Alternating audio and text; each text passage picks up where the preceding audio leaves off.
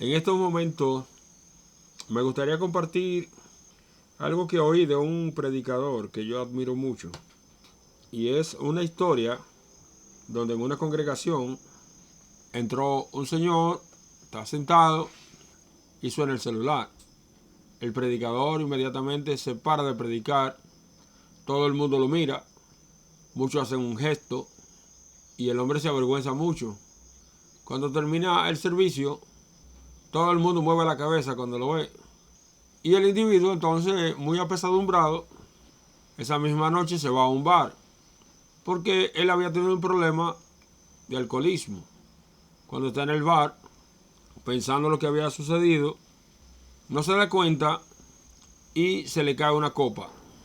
Al caérsele la copa, viene un muchacho y dice: no se preocupe, no se preocupe por nada, yo recojo todo. Viene otro y le dice: ¿se cortó o algo por el estilo? ¿Usted está bien? Y el mozo le dice: mire servilletas aquí para que se limpie, que se mojó la camisa. Y entonces el dueño del bar, que está en la oficina y ve el asunto, sale. Y cuando sale, el señor intimidado le dice: yo voy a pagar la copa que se rompió. Y dice: no, usted no va a pagar absolutamente nada. ¿Cómo va a ser? Usted es un cliente. Y no se preocupe, sírvemele un trago gratis por la casa, dice el dueño del bar. Y el individuo entonces se sentía bien, tanto que se sintió mejor en el bar que en el templo donde él estaba preparándose para la adoración.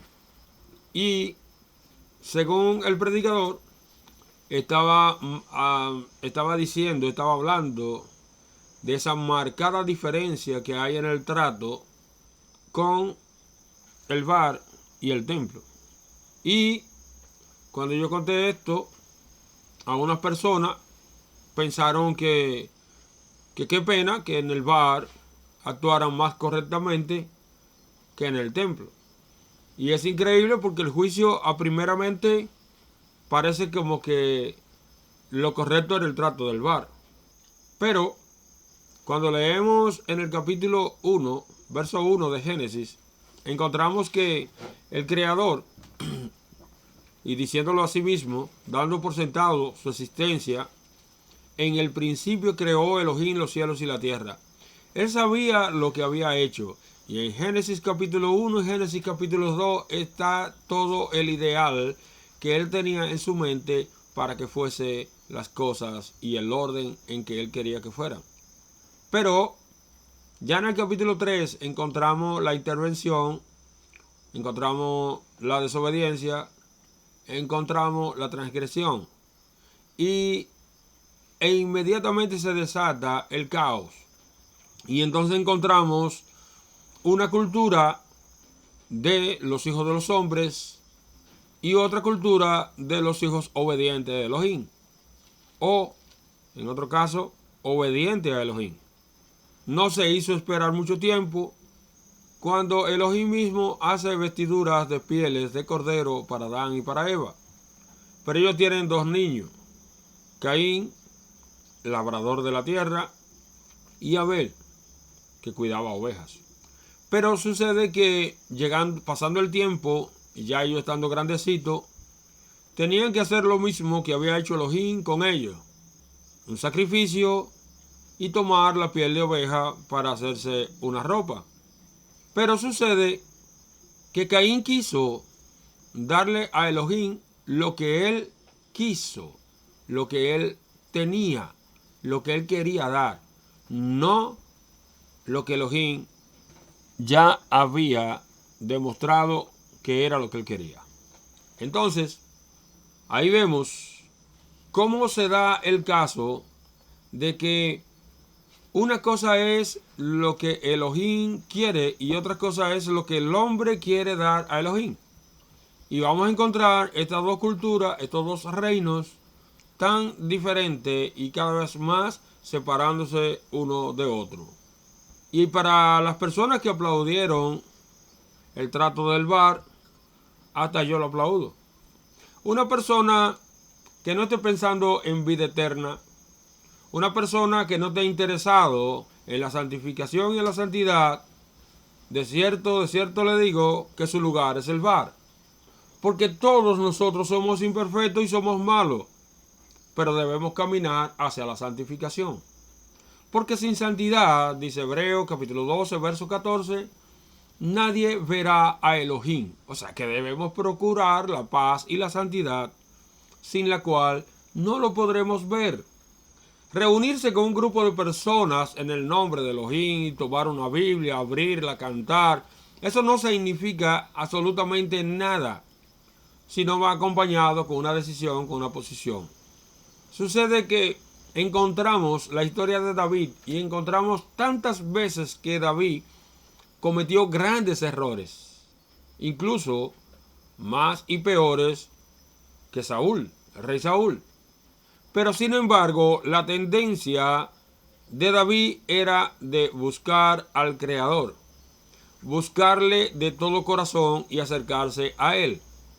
No así con el rey Saúl, el cual siempre se separaba más de Elohim, hasta que un espíritu malo tomó posesión de él. Y encontramos entonces en Génesis capítulo 6, que nos dice lo siguiente. El capítulo 6, verso 5, nos está diciendo a nosotros que viendo Elohim que todos los pensamientos del hombre eran de continuo solamente al mal, entonces encontramos que Elohim tomó una decisión de dejar al hombre sin su protección.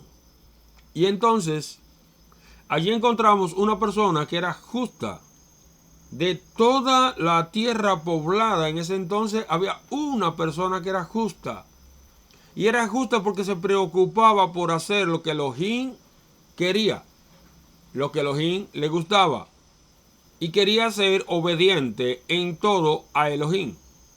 Y por eso él fue el único en el mundo entero el cual pudo ser salvo, y 7 personas con él, porque por la voluntad de Elohim y por el amor que le tenía a Noé, fueron todos salvos, los demás.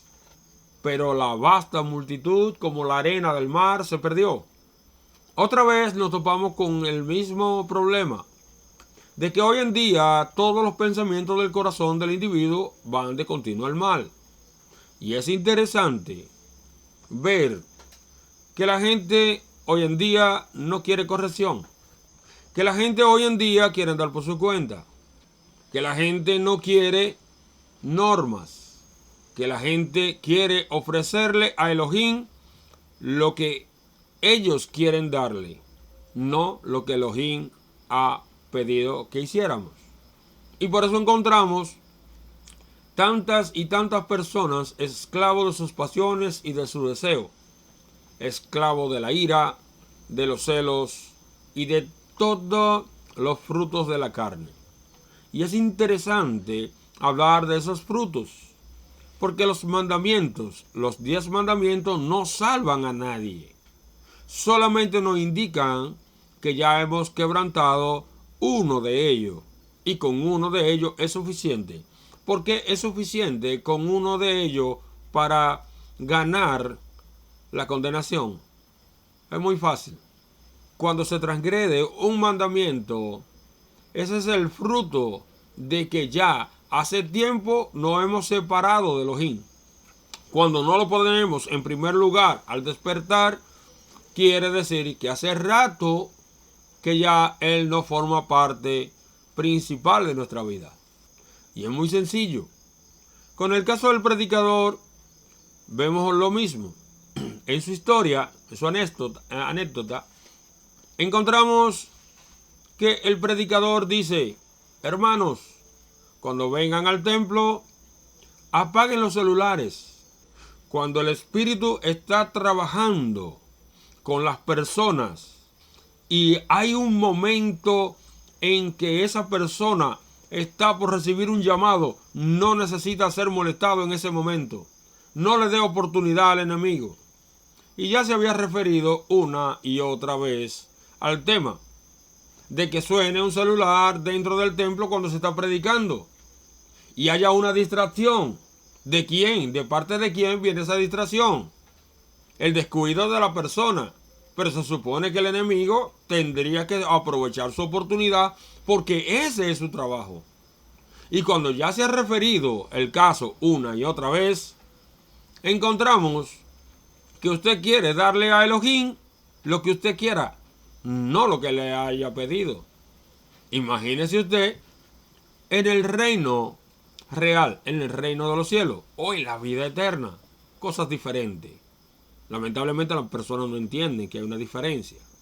Pero imagínese usted en un lugar dotado de pureza y santidad, santificación completa. Pero a usted se le ocurre una maravillosa idea: romper las reglas, no tener disciplina, no andar en armonía y romper esa armonía que pueden tener otras personas que sí se están llegando a Elohim, que sí lo están haciendo con amor. Y encontrar una distracción cuando una persona está escuchando palabras de vida, palabras que le pueden cambiar la vida al individuo, y entonces en ese momento, cuando la persona llega vacía de su corazón, se quiere ir, coge un celular y entonces está allí embullado, mandando texto o jugando o algo por el estilo. Usted no pertenece a ese reino, entiéndalo. Y nadie tiene que sentirse ofendido. En una ocasión escuché una persona que me decía, él estaba criticando a su socio, porque su socio tenía varias mujeres y vivía prácticamente derrochando lo que tenía. Y yo le dije, tiene que dejarlo. Déjalo que haga con su vida lo que él quiera. ¿Cómo tú vas a decir eso?, me dice la persona a mí. Y yo, pues claro, él se preocupa por la vida eterna. Dice, no, si él no quiere tener vida eterna, que disfrute esta. Tenemos dos reinos. El reino del templo, de la santificación, de la regla bíblica, de andar en disciplina, y el reino del bar, donde todo el mundo va a estar de acuerdo con usted en ese lugar, no importa el error que usted haya cometido. Cuando usted no quiere que le corrijan absolutamente nada, ni a usted le gusta corregir a las otras personas porque cree que sería una indecencia meterse en la vida de otra persona o algo por el estilo, entonces usted realmente no pertenece a esas personas que se están preparando para ir a un sitio específico. Es como un viaje muy largo. Un ejemplo, desde Monción a Santo Domingo, aproximadamente unos 200 y pico de kilómetros. Ese viaje sería largo. Pero hay muchos lugares donde las personas podrían quedarse. Y el que sale desde aquí puede ir acompañado de muchas otras personas que se van quedando en el camino, pero no llegan a su fin. Y eso no es la primera vez. La primera vez que vemos esto lo encontramos en Génesis capítulo 12. Bueno, 11. Al final del 11, cuando está hablando de la genealogía, encontramos entonces que Abraham, su hermano, su sobrino, porque Abraham tenía dos hermanos, pero uno murió. Pero salió con su sobrino Lot, salió con su hermano y salió con su padre. Y ellos iban para la tierra de Canaán. Pero ¿qué sucede? En el camino vieron un lugar donde había una sombra y donde había agua. Y se quedaron allí varios años hasta que el padre de Abraham murió. Y se quedaron en Padán Arán. Sin embargo, ellos iban de camino a Canaán. Se quedaron en Padán Arán y hasta que esa persona murió. Y después escucha a Abraham la voz de Elohim que le dice: sal de tu tierra y de tu parentela, la tierra que te mostraré y te prosperaré. Yo estaré contigo. Y entonces Abraham sale de allí y su sobrino Lot va con él. Pero su otro hermano se queda allí en Padán Arán. Y Abraham sale a una tierra que no sabía. Y otra vez encontró un lugar donde había una sombra, donde había árboles, donde había agua. Pero ese no era el lugar, esa no era la meta. Sino que siguió caminando Y en tiempos de crisis tuvo que refugiarse en Egipto. Pero mayormente nunca se creyó que toda la tierra que pisaban sus pies en Canaán ya era una posesión de él.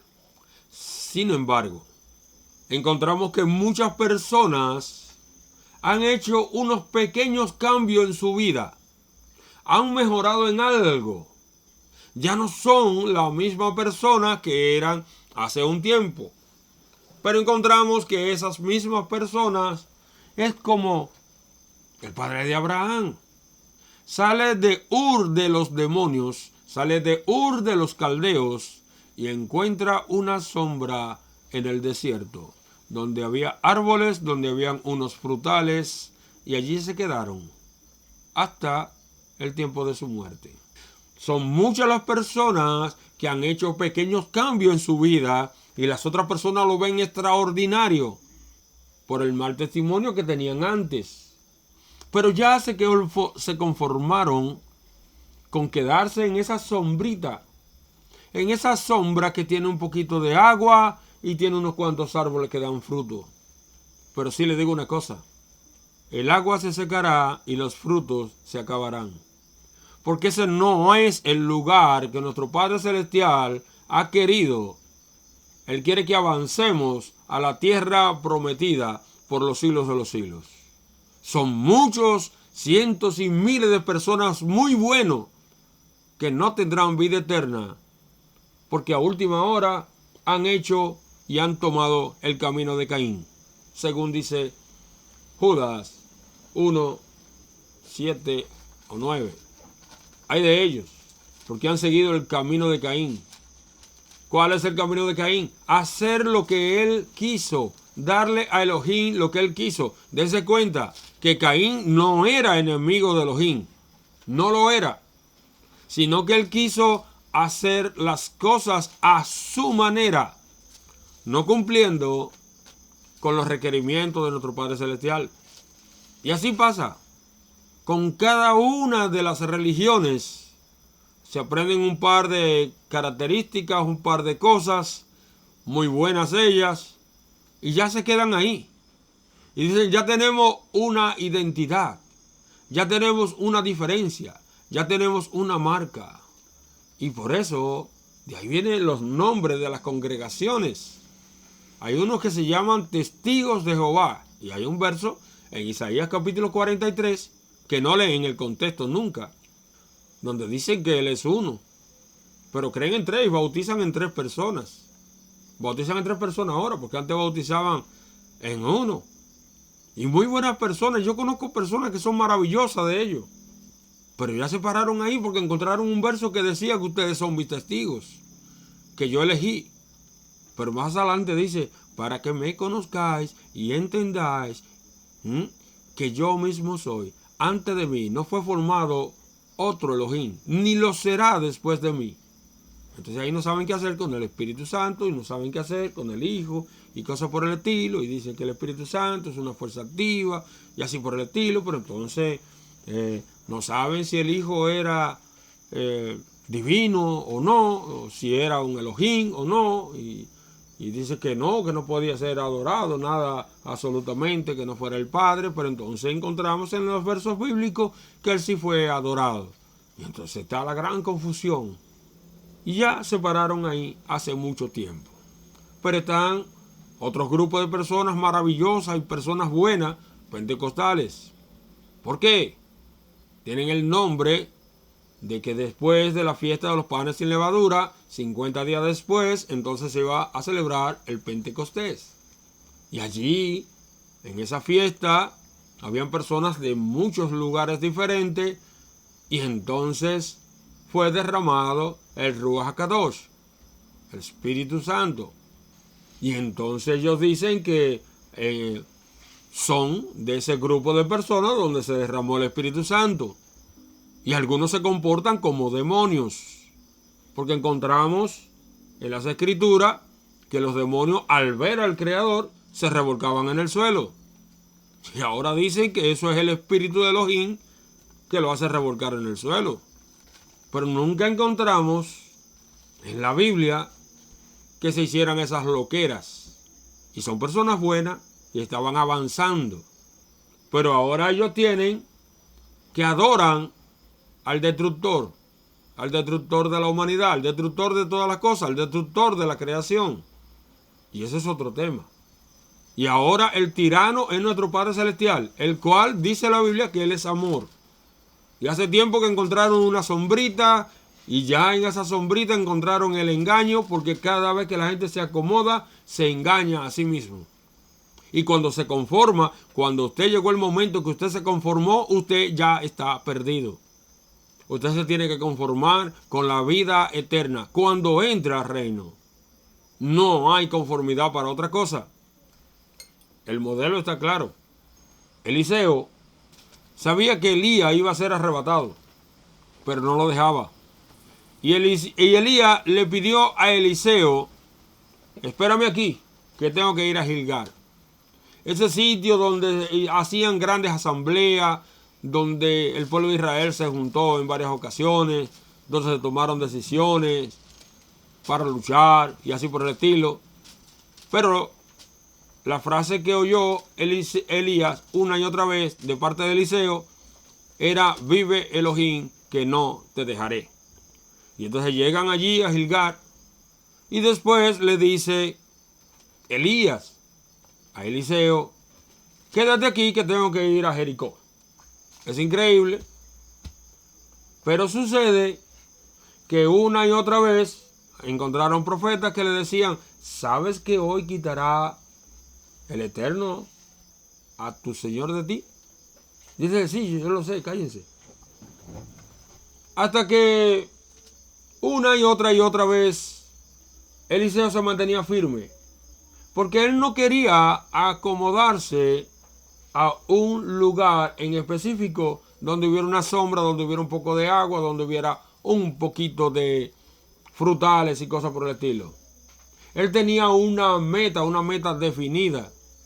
Hasta que le dice: quédate aquí que tengo que ir al Jordán. Y entonces dice: no, es que yo no te voy a dejar por ninguna cosa. Al ver la insistencia, ya Elías se queda tranquilo. Y cuando llegan al Jordán, van con ellos unos varones profetas, aproximadamente unos 50. Y cuando llegan allí al lugar, Elías coge su manto, lo dobla y golpea las aguas con su manto. Y el agua se detiene y ellos cruzan en seco. Cuando cruzan en seco, era la oportunidad para que 50 profetas que iban con ellos también cruzaran y también recibieran el Ruach HaKadosh. Y eran personas buenas, pero no quisieron avanzar, encontraron una sombrita y se quedaron allí. Y estaban mirando del otro lado.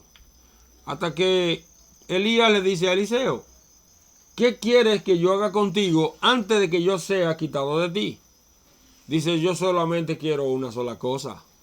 Una doble porción de tu Ruach HaKadosh, del Ruach HaKadosh que está en ti. Y Elías le dice: cosa difícil tú has pedido, pero si me ves cuando yo sea separado de ti, te será hecho. Y en ese momento fue cuando la persistencia de Eliseo dio fruto. La persistencia, porque todo el que quiera conseguir algo tendrá que ser persistente en lo que necesita, en lo que quiere, en lo que está ilusionado. Y de ahí en adelante, él trataba de no pestañear, porque en cualquier momento Elías podía ser quitado de su lado. Mientras iban caminando, son separados por un carro de fuego. Eliseo lo ve y Elías sube en un torbellino. Pero para que Elías supiera que él lo estaba mirando, le dice: Padre mío, gente de Israel, gente a caballo. Eso era una frase muy común por unos pensamientos y unas historias, unas creencias judías. Era como un lamento, era como un gozo y podía enfatizar tantas cosas. Y entonces Elías, que va subiendo, se quita su manto y lo tira hacia abajo. Y Eliseo va y toma su manto Y cuando viene, llega a la orilla del Jordán. Y del otro lado estaban allí aquellos profetas que debieron cruzar con él y debieron recibir también esa misma bendición. Pero encontraron la sombrita y se quedaron allí. Y Eliseo toma otra vez, así como vio que Elías lo hizo, tomó el manto, golpeó las aguas y dijo: ¿dónde está Elohim, el Adonai que servía Elías? Al golpear las aguas, separó el agua y todos los profetas dijeron: el espíritu de Elías ahora está en Eliseo. Había recibido una doble porción y no se estaba revolcando en el suelo. Había recibido una doble porción y no, porque no se conformó con quedarse en una sombrita. Los conformistas no pueden entrar al reino de los cielos. Eran muy malos y ya cambiaron un par de cosas en su vida y ya no le interesa más nada. A la persona que se le había llamado la atención en el templo de que no le quitara la concentración a las otras personas cuando se estaba predicando, que apagaran su celular y no quiso apagarlo, o fue descuidado, simplemente fue descuidado, podía en ese momento de un llamado especial a una persona quitarle el momento sublime por descuido de una persona. Y así mismo por descuido de una persona puede perderse una persona por descuido, por el ejemplo. Y entonces el individuo sale de allí y se va al reino donde él pertenece. Se va al reino del Bar. Es el momento como para reflexionar y pensar: ¿cuál es el reino que a mí me interesa? Si es el reino de Elohim que te interesa, tienes que pensarlo muy bien. Si te vas a conformar con quedarte en la primera sombra que encuentres. Porque el viaje es bastante largo. No es para dejarlo en el camino. No es para encontrar una sombra y acomodarse allí. Si Eliseo hubiese hecho eso, no hubiese sido el gran profeta de los milagros. Y le voy a decir algo. Según nos enseña las escrituras, Eliseo era rico. Eliseo tenía 12 yuntas de bueyes manejando. Yo quiero saber quién tiene 12 yuntas de bueyes hoy en día. ¿Usted sabe cuánto cuesta un buey? Eso es increíble, lo caro que sale eso. Quiere decir que Eliseo tenía con qué comprarse un Ferrari. Su padre tenía mucha tierra. Y después se va a vivir a un lugar donde podía ser agradable a Elohim. Y allí tenían que llegar los reyes.